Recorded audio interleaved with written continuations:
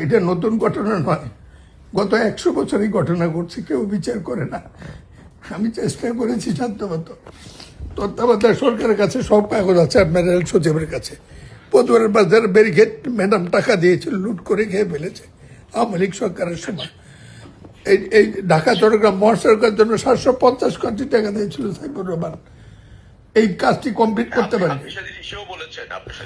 আমি আমার সব কাগজ আছে, আপনি যে দেখুন। আমি কালকে ডাক্তার অ্যাপয়েন্টমেন্ট, আমি ডাক্তার দেখা হয়ে গেলে আমি কাল রাত্রে অ্যাপ্লাই করবো, চেষ্টা করছি। আমার ঘুম যাওয়ার জোগাড় নাই। এই লাশ দেখতে দেখতে আমি বৃদ্ধ হয়ে গেছি ভাই রবিউল। এই পদ্মের বাজারের রেলে দানবী ব্যারিকেড আমি শান্তি পাবো জীবনে। আমি কেউকে নিতে পারি নাই। আপনি একটু দেখে আসেন। মির্জা ফখরুলকে একদিন নোয়াখালী যাওয়ার সময় দেখিয়েছিলাম, আপনি একটু দেখে আসেন, আপনি বুঝবেন এই দুইটাই একই জায়গা। রবিউল, আল্লাহ আপনার মঙ্গল করুক। আমার নেতারা ওখানে দেখা করবে, আমি তাদেরকে দেখা করতে বলছি। আল্লাহ আপনার মঙ্গল করুক, আল্লাহ আপনার হত্যার করুক। আমি খুব খুশি হলাম, সারা দিয়েছেন। আমি আপনার কাছে ভিক্ষা চাই, এই দুইটা সমাধান আপনি করবেন।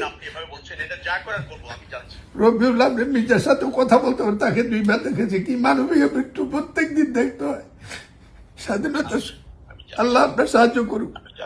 জি জি জি, আপনি ধৈর্য ধরুন, যাচ্ছে।